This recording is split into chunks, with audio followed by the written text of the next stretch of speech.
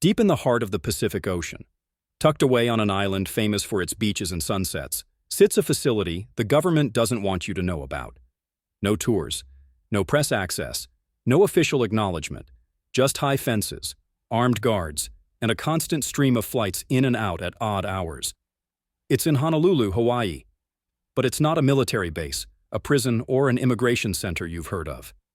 This is something far more hidden, and according to whistleblowers, far more dangerous.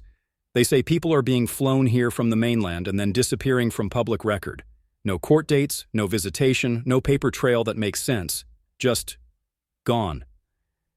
And now, after years of silence, documents and insider testimonies are painting a disturbing picture of why this facility exists and what it's being used for. The story first broke when a series of internal transfer logs were leaked to an immigration advocacy group.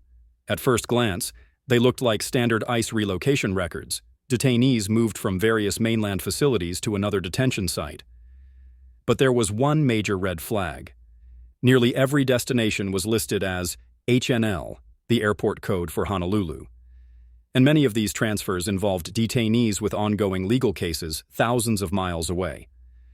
One immigration lawyer noticed her client had been abruptly moved from California to Hawaii with no explanation. "It made no sense," she said. "We went from having regular visits to not even knowing how to contact him." The logs showed hundreds of similar cases, all shuffled quietly to the Honolulu facility, often overnight. And in many of those cases, lawyers and families were never notified. Why send detainees to one of the most remote locations on Earth? It's expensive, it's logistically difficult, and it's not exactly efficient. According to multiple sources, that's exactly the point. Honolulu is far enough away from the mainland to make legal visits rare and media coverage even rarer. Detainees become ghosts in the system, physically present but practically unreachable, and the facility itself is deliberately hidden in plain sight. Nestled behind industrial warehouses and shielded by security perimeters, it blends seamlessly into the landscape. Tourists drive by without ever realizing what's inside. One former contractor said bluntly, "They didn't want eyes on it. They wanted it to be as far away and as forgotten as possible." For the few who've been inside, the descriptions are chilling. Detainees sleep in overcrowded dorms, sometimes with as many as 50 people packed into a single room. Medical care is minimal. One whistleblower claimed some detainees went weeks without treatment for serious conditions. Food is rationed strictly, and detainees are often denied basic communication with the outside world. Requests for phone calls are either delayed for weeks or ignored entirely. Security is intense. Guards outnumber detainees in some areas, and the perimeter is patrolled day and night. The ocean acts as a natural barrier. Escape is impossible. Former staff say morale among detainees is dangerously low, with depression and hopelessness widespread. "It's like they've been erased," one said. "They're not serving a sentence. They're just being kept there indefinitely." Perhaps the most alarming detail is how detainees seem to vanish from official databases once they arrive in Honolulu. Attorneys searching for their clients find incomplete or outdated records. Court dockets suddenly list detainees as location unknown, even though they're in government custody. One legal aid group compared it to a digital black hole. Once you're transferred to Honolulu, your paper trail stops. That makes it almost impossible to track court deadlines, file motions, or even prove where a detainee is being held.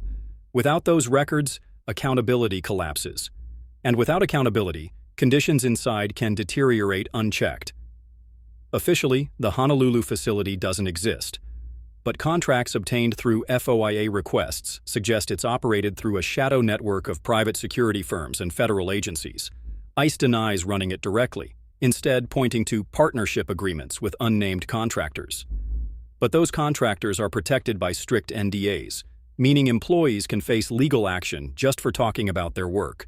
Documents also show millions in federal funds flowing to companies that specialize in offshore detention logistics, a term normally associated with operations outside U.S. soil. One investigative journalist noted, "It's the perfect deniability machine. The government can say, 'We don't run it.' The contractors can say, 'We can't talk about it,' and the public is left with nothing but rumors."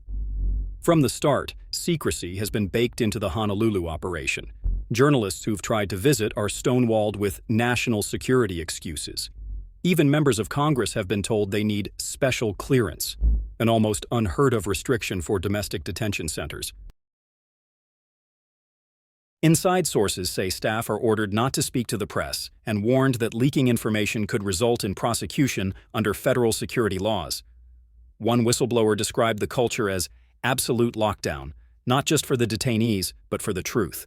But cracks are forming. Over the past year, a handful of insiders have begun passing documents and photos to advocacy groups, revealing overcrowded dorms, poor medical care, and the rapid construction of new wings. The government's response? Double down on secrecy. Contractors have been instructed to move detainees during scheduled inspections, making it appear the population is smaller and conditions less severe than they really are. Some detainees have even been shipped to other islands temporarily to hide them from visiting officials. As one whistleblower put it, they know the public wouldn't stand for this if they saw it up close. That's why they're making sure no one ever does. The Honolulu facility might have stayed in the shadows indefinitely, if not for a growing wave of lawsuits challenging its very existence. Civil rights attorneys argue the transfers violate detainees' constitutional rights to due process by making it nearly impossible to access legal representation. One class action lawsuit calls the program an offshore legal loophole designed to avoid oversight. Advocacy groups have filed emergency motions to stop these transfers, and in some cases, judges have ordered detainees returned to the mainland. One California judge called the transfer of a detainee without notice a blatant attempt to obstruct the judicial process. But the government insists the program is lawful, necessary, and essential to national security. Insiders believe officials fear a full trial could expose internal communications proving the secrecy was intentional from the start. If the plaintiffs win, the facility could be forced open to public scrutiny or shut down entirely. If the government wins, it could set a precedent for even greater secrecy in detention operations nationwide. The Honolulu detention facility isn't just a building in the middle of the Pacific. It's a symbol of a system that works best when it's invisible. A place where people can vanish without headlines, without oversight, and without hope. For the detainees trapped there, the ocean isn't a postcard backdrop. It's a wall of water, cutting them off from their families, their lawyers, and the outside world.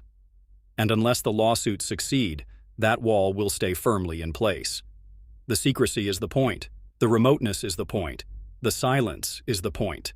Because the less we know, the less we question. But the whistleblowers, the attorneys, and the families searching for answers are sending a clear message. They're not going away.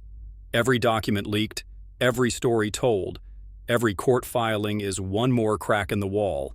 And maybe, just maybe, if enough light gets in, this hidden island won't stay hidden forever. So the question now isn't just what's happening in Honolulu.